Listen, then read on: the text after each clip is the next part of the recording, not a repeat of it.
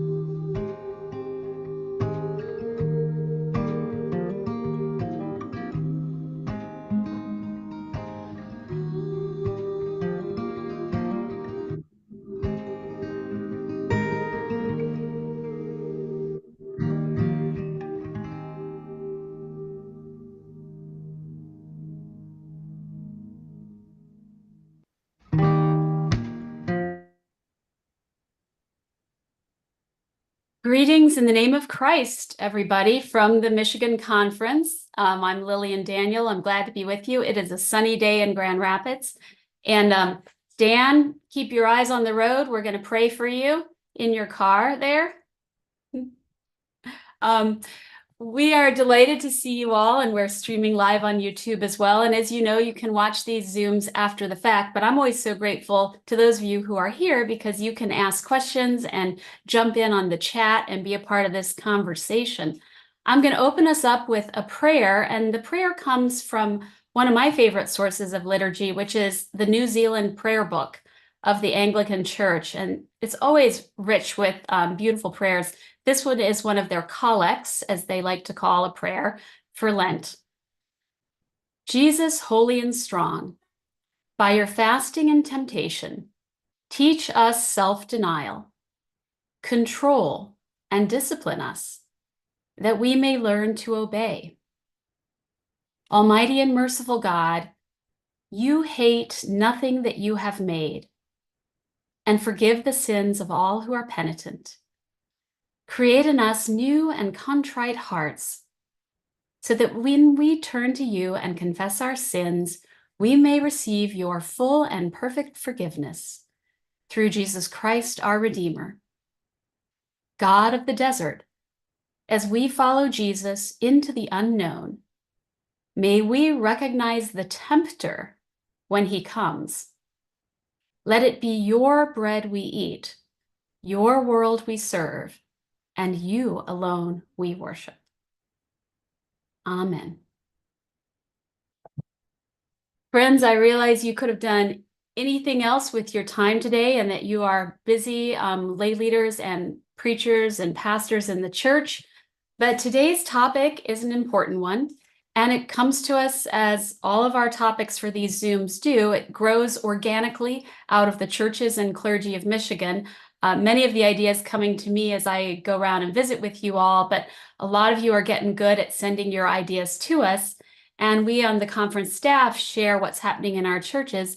And we have been hearing a lot over recent months about various internet scams and people trying to take advantage of our churches, our church members, our pastors, people of faith in general.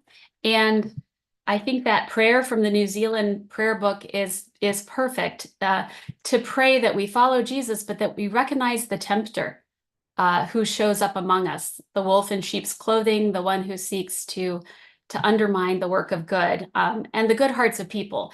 And I want to begin with a story of how this has happened to me in my church, not once, but twice. So in both cases, what happened was somebody somehow got hold of all the emails of my church members and managed to craft an email to them that honestly, when later I saw it, really did sound like it could have been from me. Now, cleverly, they didn't send me the email. Otherwise, I would have immediately known, hey, I didn't write this. But it came to people and it had just sort of a chatty tone to it. It was like, hey, I hope you can help me out. We have a serious need in the church. Somebody's in crisis. I need somebody to run down to Target and get some gift cards. And, this is kind of the only way we can do it.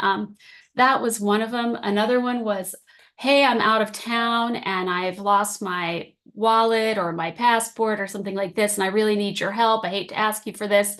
And in both cases, good people from the churches went down to Target and were about to get gift cards. But thank goodness, a number of them did call the church office or ask about it. And in one case, this was my favorite case, the person working at the Walmart or the Target, where one of my church members was lined up to buy, 6 gift cards for $200, right?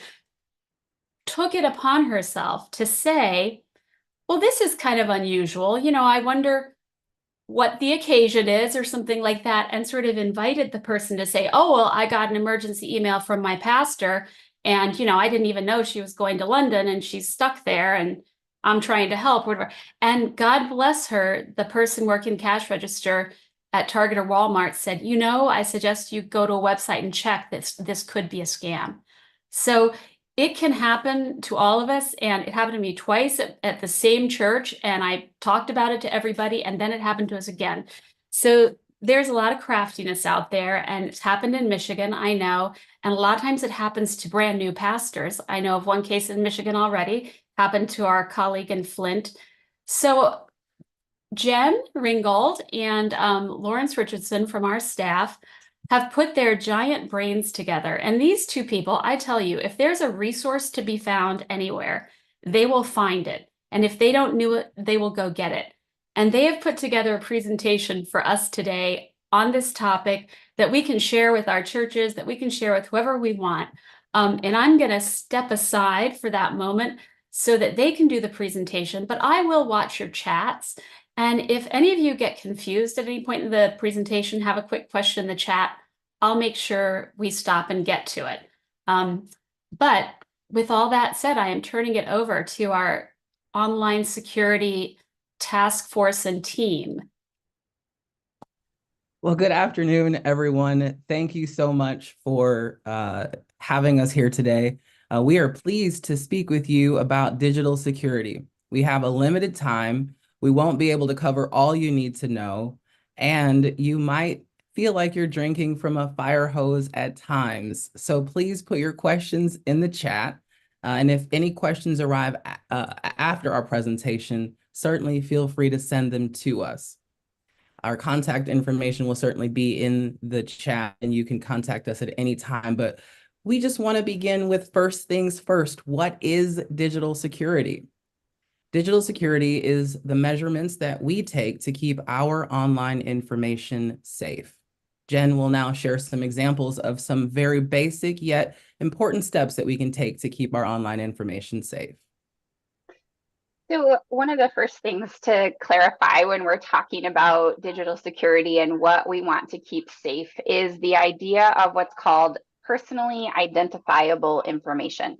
And kind of zeroing in on the things that are pretty broad and we don't need to worry about as much, like those non-sensitive ones listed, zip code, our race and gender, even our date of birth, where we were born, religious information, that kind of stuff is pretty easy to find and not necessarily able to be linked to us individually, as opposed to things that are more sensitive, like our full name, our parents' maiden name, those kinds of things, our social security number, picture of your driver's license, mailing address, and then obviously those really critically personal things like credit card numbers, passport information, our bank records, and medical records.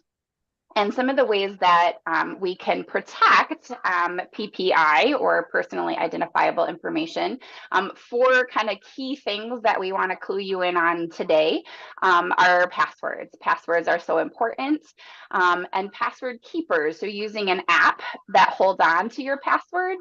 One of the worst things you can do, which I've learned that lesson, is have the same password for all the things. Way easier to remember, but Jen, how can I possibly remember a bazillion passwords? Password keepers are your friend. Two-factor verification. So with email, Facebook, any kind of social media, even website stuff, if you can have that two-factor level where when you log in, it asks you, sends you a text or sends you an email to another email address, those sorts of things to protect, to add an extra layer, so that somebody just doesn't log into your account if they get information from you. Logging out of things when you're not using them. This is something that can also help prevent hacking. Like when you're done on Facebook, log out. It's not as convenient to have to log back in every time, but making sure that you're locking out of the account makes it easier, or makes it more difficult for someone else to get in. And then really key, which we're going to dial in on a lot today, is the idea, like what Lillian was saying, is paying attention to what and who we share things with. So in Google Docs, for example, making something public means that it can get accessed by anyone. So adding some privacy settings there, who we talk to in email, who we respond to in text. Do we know who it is that we're texting?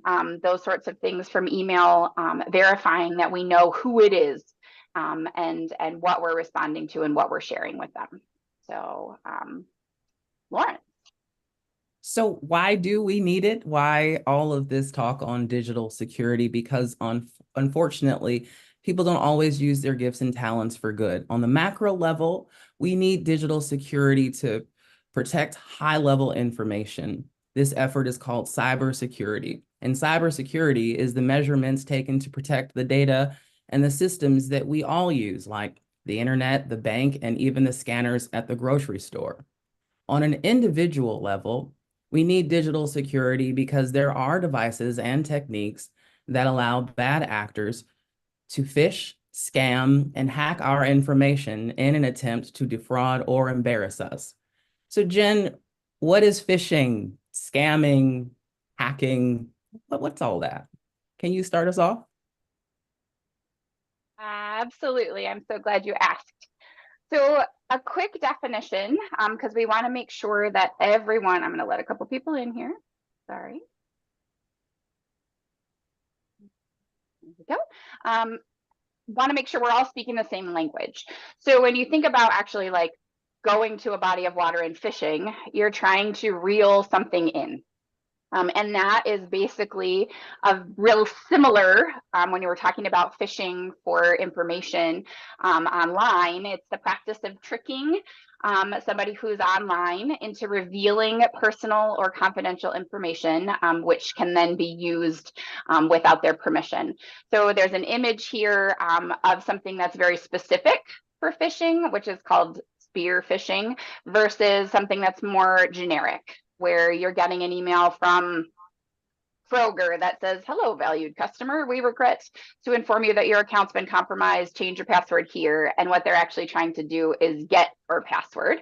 And then the more specific texts or emails where someone has found out your first name and are asking specifically for help with processing something, purchasing a gift card or something along those lines.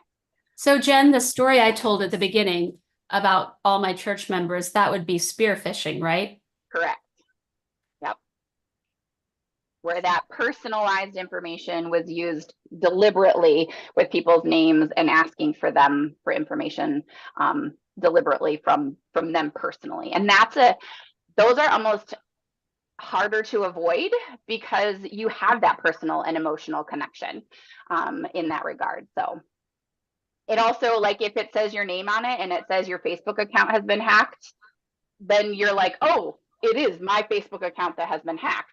And so you have that emotional response that drags you in to the scam, as opposed to being able to be able to spot the more general phishing scam. Lawrence, tell us more about scammers. Yeah, so there are scammers.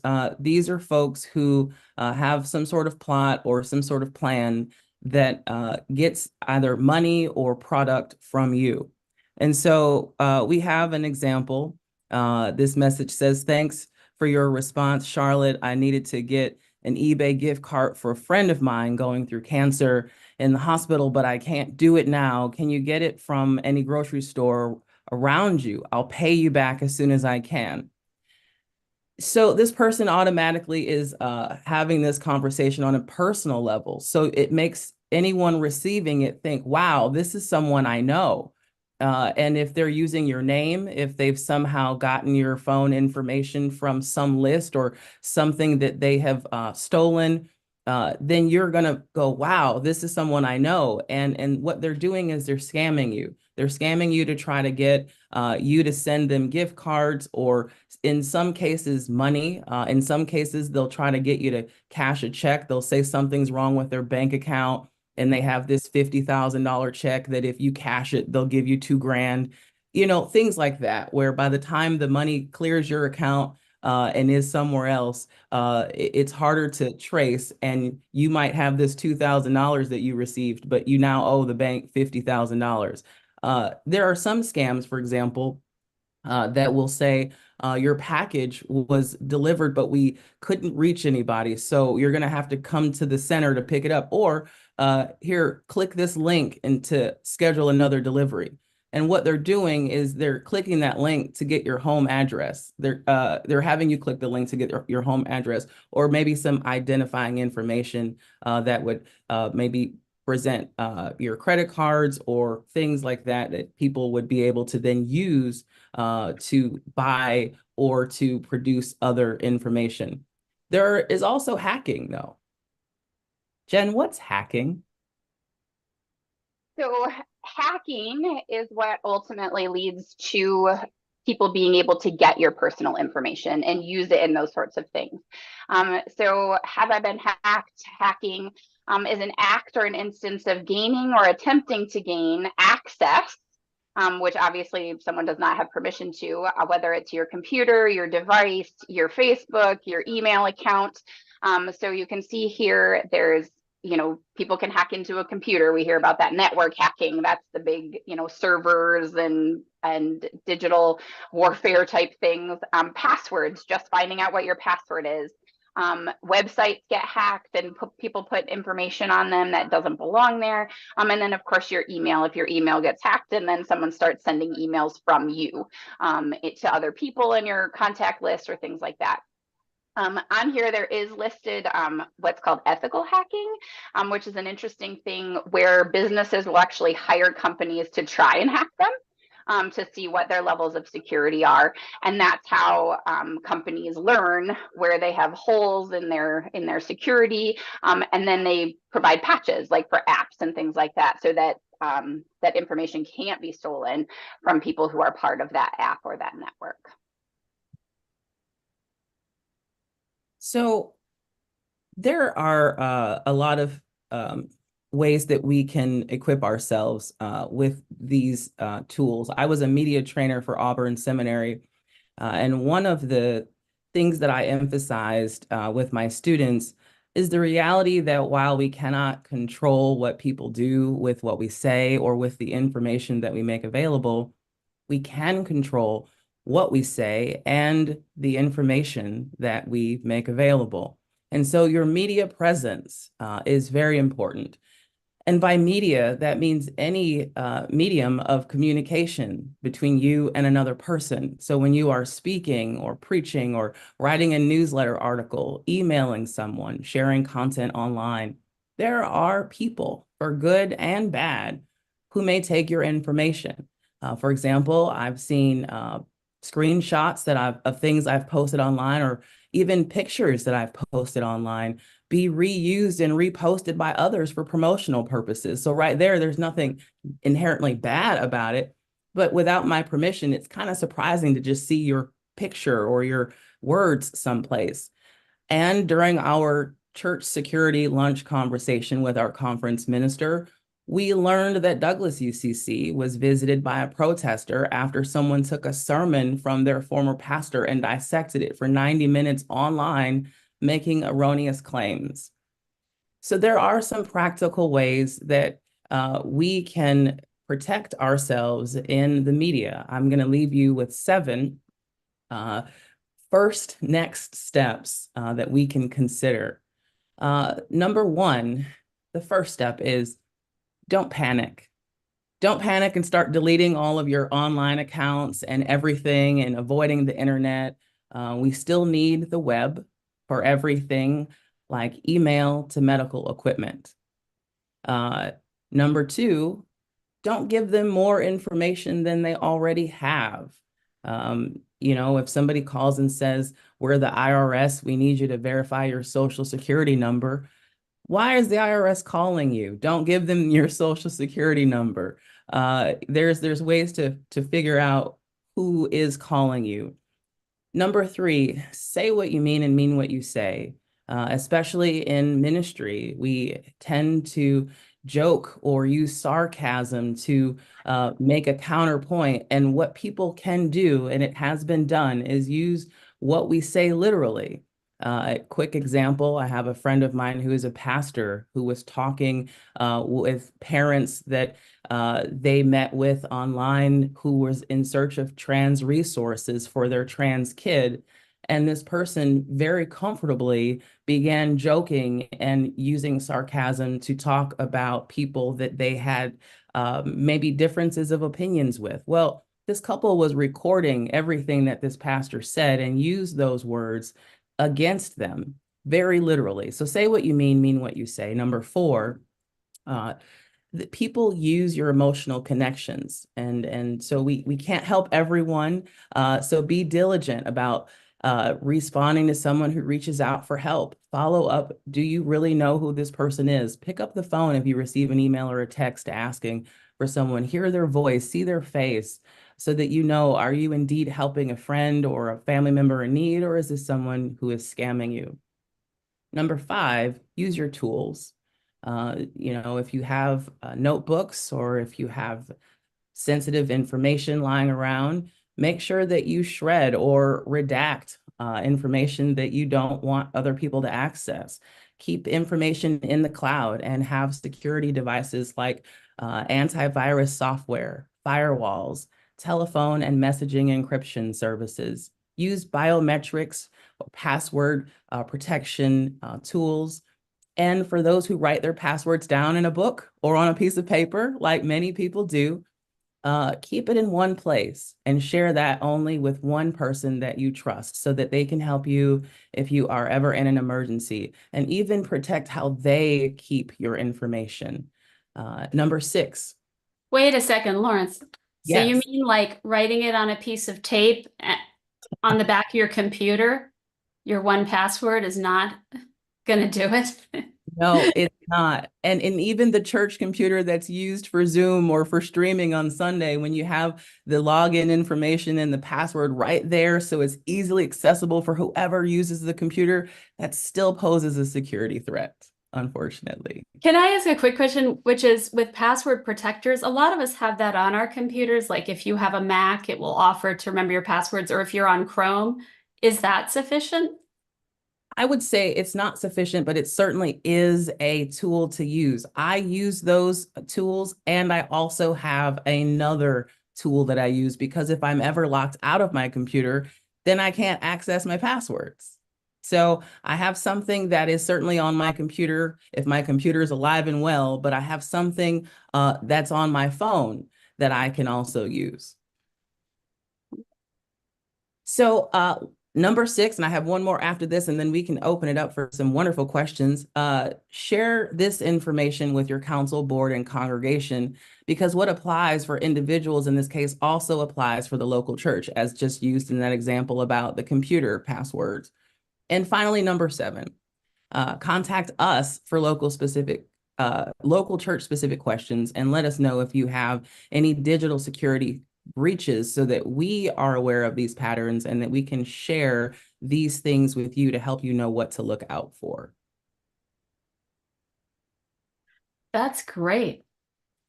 So we did have a question during the chat from John Dowd about what about GoFundMe requests, and are those ever scams?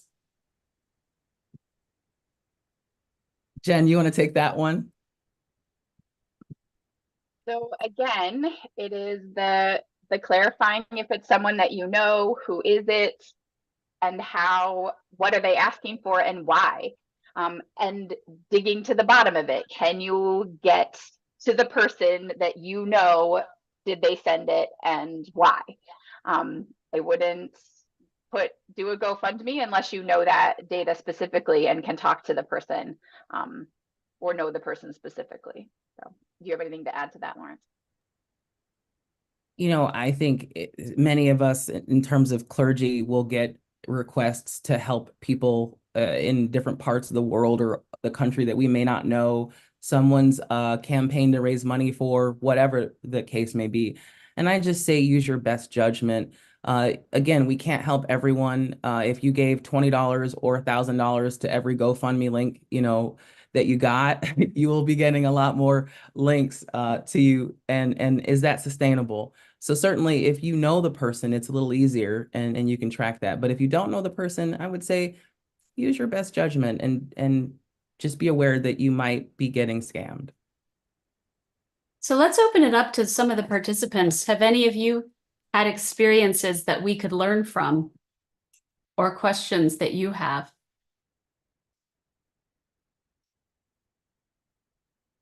Okay, I see Dan there's. Can you hear me now? We can. Yeah, I'm just passing through Whitehall and Montague. I waved at Pastor Donna Morton as I drove by, but necessarily don't mention the cloud.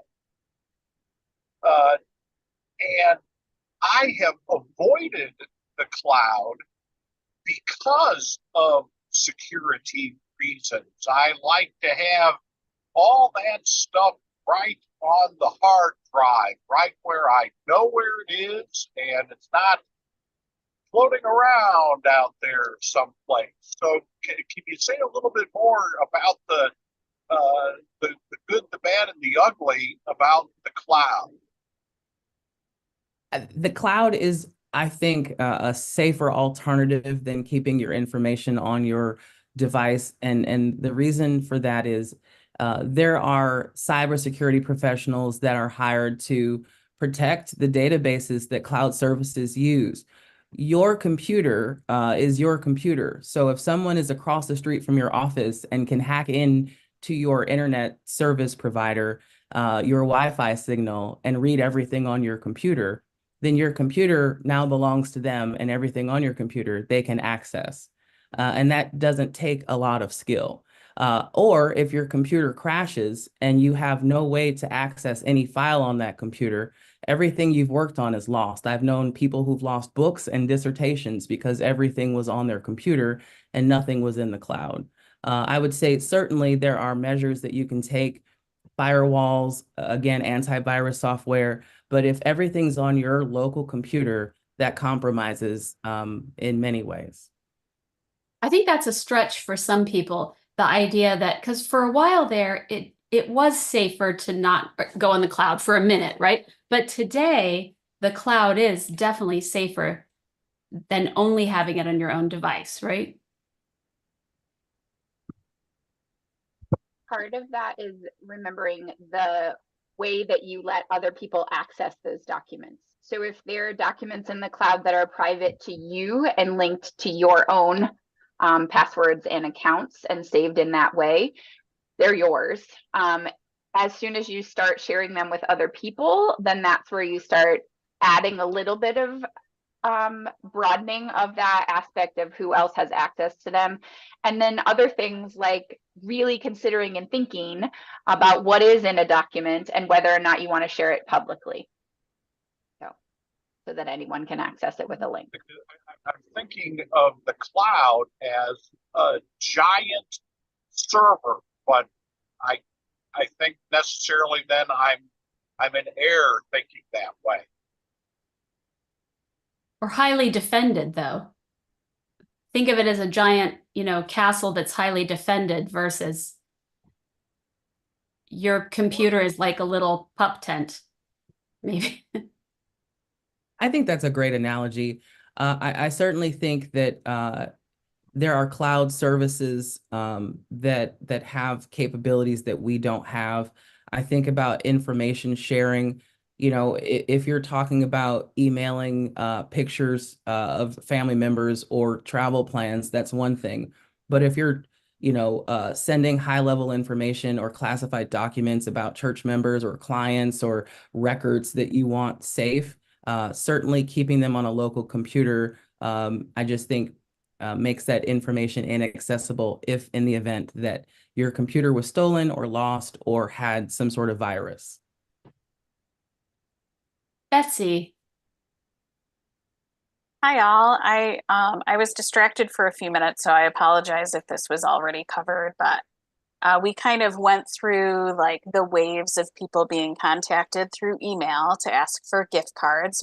Went through that a few times, and it was not my email address. So kind of the re-education of if it doesn't come from my email, it's not me. And also, I will never ever ask you for gift cards. And I've seen other people share that.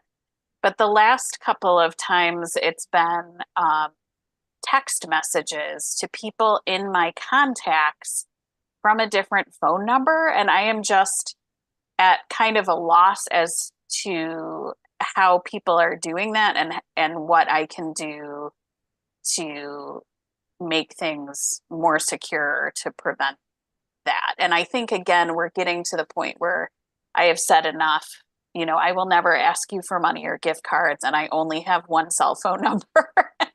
but it's still a concern because there are always a few people who are sure that I need help, or a couple instances where people have gone and purchased gift cards. That was years ago, but. What do you do with that when they get into your contacts through your cell phone? There is a couple different ways. I say in terms of if you can change your passwords or change your number, do that. If you're a pastor or a public leader, getting a number like a Google Voice number or something that people cannot use. There are also telephone encryption services that can be used. But again, this is before, right? So after the fact, notifying everybody, excuse me, everybody in your contacts and letting them know that your number has been compromised, and that you will not reach out and ask them for information, that sort of thing. To prevent that, again, I would say make sure that you're not clicking on links in text messages or emails that you receive from people that you don't know, and sending those things to spam as soon as you get contacts from people who are not in your contact and might be scamming or potentially scamming you. But really, a friend of mine, their page was taken over on Facebook by someone, and they changed their password so many times, and this person still had control over their page and is impersonating them, and really they just had to delete the page. And so sometimes there are things you can do to block, and sometimes you just have to kind of start again. Jen, So the Michigan staff, just so you all know, this is a good segue, but we all just switched to Google phone numbers. I mean, many churches were like us in the Michigan Conference. We were paying for a phone service that we didn't utilize or need. It was an old school, situation. And so we were looking to economize and show good stewardship. But we also figured out that with Google phones, we didn't have to use our personal cell phone for everybody. And it could show up still on our regular cell phone. And we're learning how to do that, in the last couple of weeks, we're doing that. But it is an option if your number gets compromised. So, Lawrence, help me verify. This is a question that I have even. Is there validity in making sure that you turn off your cell phone on occasion in order to disconnect it from networks that may be hackers? Oh, I think unplugging tech and our human bodies every once in a while is always great for a reset, right? Absolutely. I know with my teenagers, for example, their phones never turn off. I have to turn them off occasionally. I walk around the house and turn them off when I find one unattended, right? And then disconnect for a little bit. But I know my phone works better when I do it too. It just gets faster again or whatever. So I don't know if that's just myth or my brain, but I agree that I think turning things off and logging out and shutting down helps some of that too. So we've got some questions about, is it worth having two different networks, like one for family, one for guests, or, one for the church staff and one for everybody? Does that make a difference? Does it matter?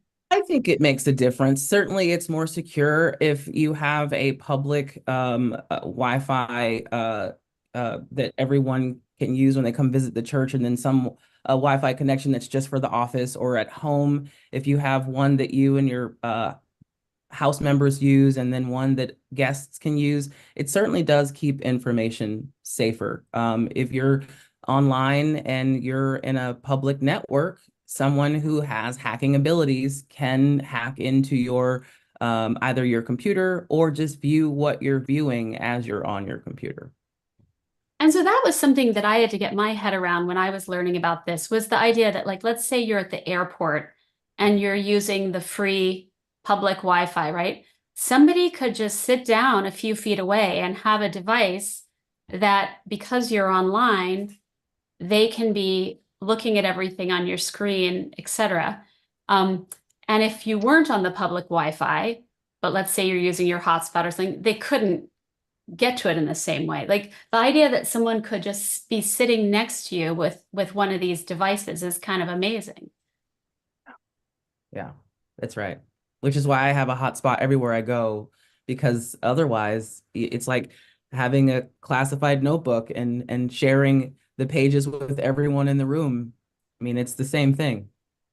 So for those who don't know, a hotspot's something you can add to your phone, and it's like your own little Wi-Fi router that goes with you everywhere. You can use it in the car, or you can, and a lot of times if we're at a meeting or something and the church Wi-Fi is not working, your hotspot will do it for you. It generally costs $10 or $15 a month extra, but I hear y'all saying it's worth it.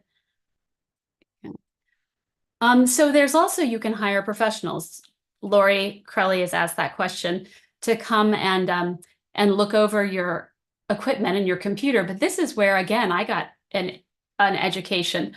Most of those professionals if you hire them to look at, all the computers in your church, right? And you give them all the information, like these 5 people have 10 computers or whatever it is. First thing they do is they don't come physically. They send an email to you, a program that says, give me access to everything on your computer by downloading this software. And you're like, this can't be right. Is this right? And it's like, yeah, that's how we do it. We're not going to come to your house. We're not going to come get your machine. You have to give us access. Then we're going to get in there and figure out if you have any viruses, and we'll clean them out from wherever we are. And that right there is sort of a mind-blowing thing, but that's why you want a professional to do it, because then there's an accountability. Yeah, that's exactly right. They'll, whether it's Norton antivirus or something from another company, they will send you some software through a link that they can then have access to your computer and look through or scan your files automatically. What they do is just determine where there are some holes in your security. And it's easier than coming to your physical space. But again, this all uses the cloud and uses the web, the World Wide Web, to do this kind of work. So we still need these tools. We're just trying to educate you on ways that people misuse these tools.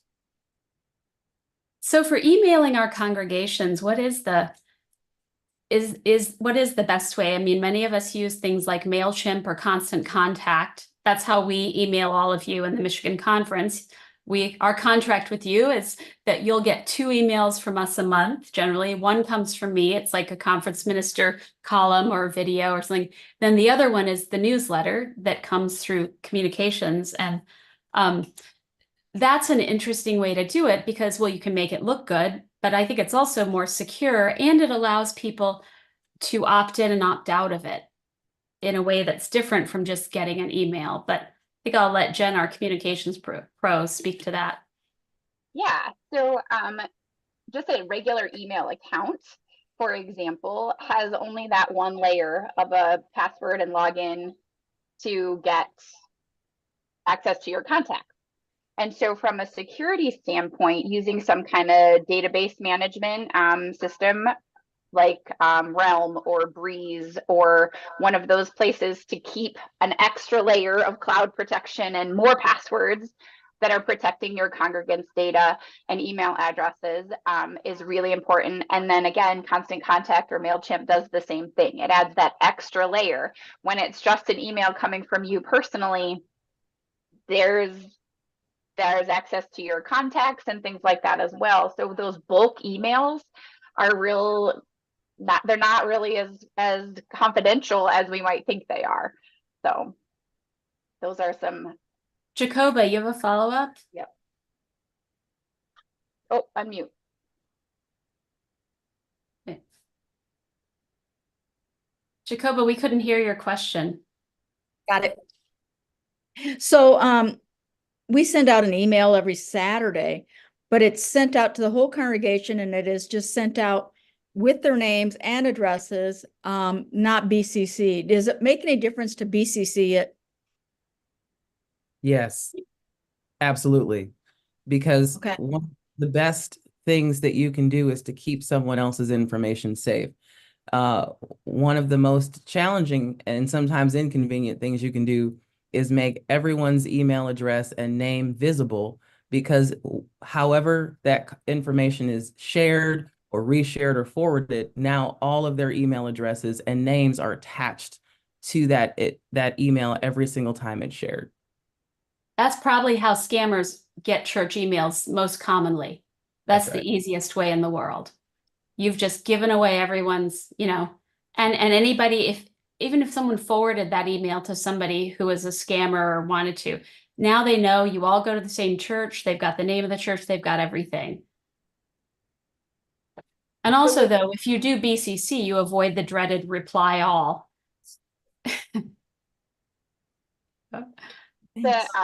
I've actually asked different organizations to make sure that they blind copy when they send a group email, just because I don't want my email address shared with everybody and anybody. From the conference, if you're getting a group email from like a smaller group email from communications, or for me personally, I blind copy all the time.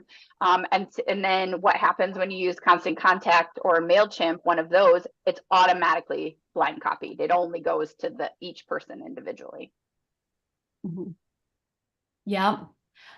Well, we are, I was going to say we're nearing our time, but yeah, for me, I would just also highlight Facebook Messenger. I know a lot of our pastors use Facebook Messenger to keep in touch with congregants and to hear prayer concerns and this and that, but I'm really cautious of it because most of the messages I get on Facebook Messenger are from people I don't know, and they are suspicious. And so I do say as a rule to everybody, don't ever message me on Facebook. I don't use that medium. Here's how to contact me. And I think just as a pastor or a lay leader, a volunteer, to have the conversation frequently with whoever your board is, your group, to say, what's the best way to be in touch with you? Is it text messaging? Is it this? Is it that? But also you can say what your boundaries are. I know some pastors do most of their ministry through texting, just for fun. Like, raise your hand if your primary method of communicating with your church members and each other is texting. Email. Still, yeah. Yeah, Facebook messaging. A little bit. Instagram, direct messages, other things, Snapchat, like texting is Joe. Yeah, I know, Pastor Joe. So yeah, but I think texting it's what are the dangers with texting or with that? We've talked about email, but what do we have to look out for on texting? So some people will use Facebook Messenger and texting kind of simultaneously or interchangeably, rather, because it allows you to do the same thing, right? You're just sending it in the same exact way. In that event, I always move people to a different space. So if it starts out on Facebook Messenger, maybe move it to email or to a phone call. If it starts out as a text, eventually you want to have a phone call or move it to email so that everything isn't just through this text. If you're traveling, if things have to be through text, there are two things that I could recommend: telephone encryption tools. Silent Phone is a company that allows a group of people, maybe a team, especially if you're working in government or something where you have classified information, allows you to share voice calls, video calls, and messaging in a secure network that is not, if you will. And so these are tools that you can certainly use to protect the text messages and the information that you send. And then again, Google Voice allows you to do direct messages as well that protects your information with an extra layer of protection also. And the counterpoint I would say is the more mechanisms you have, it's the more you have to check. And the more you worry that somebody sent you something important and you don't see it. So, I think when we work together in the church, we can just say that to each other, like, this is how we're going to communicate. But in case of emergency, I'm one of those who uses text, like, in case of emergency, like, I'm waiting at the restaurant and you're not here. Oh, I'm at the wrong restaurant, or something, more serious. But yeah, but to just have those conversations openly and make sure everyone's on the same page. This has been a fantastic program. Our contract is that we always let you go at 12:45, but you're welcome to stay on. But before you go, I'm going to say we have a fantastic Zoom presentation next time. We have Tony Jones, who is a fantastic author. He has got a brand new book out called The God of Wild Places. If you like to hunt and go on rapids boat rides and kill things with guns and then eat them and all those kind of things, or you love people who enjoy these things and you can't get your head around it at all because you think all deer are Bambi, he is a great theologian and conversation partner, and he talks about how he's discovered the divine in the untaped outdoors, specifically through hunting. And I know this is kind of controversial, but he makes a really good case and for how the church needs to return to exposing kids, grown-ups, everybody to the great outdoors. And he's going to be a very entertaining guest. And I am looking for people who have people in your church or pastors who like to hunt. We are looking for people who could engage with Tony on this topic. And he's also going to be coming into town in May in person. So we're looking for a little core group. If any of you have people in your congregations who like that, let Jen know. And now let me just close us in prayer. May the peace of Christ that passes all human understanding fill our hearts and minds in the knowledge and love of God and the power of the Holy Spirit. Amen. Make us wise as serpents and innocent as doves as we go forward. Anybody who has to go may do so. And those who want to stay and visit and chat can do that too. Oh. Great. Jacoba looks pretty there. Yeah. Rick, you got any hunters out in Ada? Yeah. More fish. But Oh, definitely, that's in there too. definitely some hunters. Yeah. Not my jam. No, you're not your jam. Yeah. Yeah. If you They were cannot like find chasing anyone, something. Huh? What'd you say, Jacoba? if you can't find anyone, my congregation in Neilsville, the Wisconsin group, I can get you as many people as you'd like. Well, I feel like we have some hunters in Michigan. I would hope so. Well, and he really it's he's sensitive to the concerns of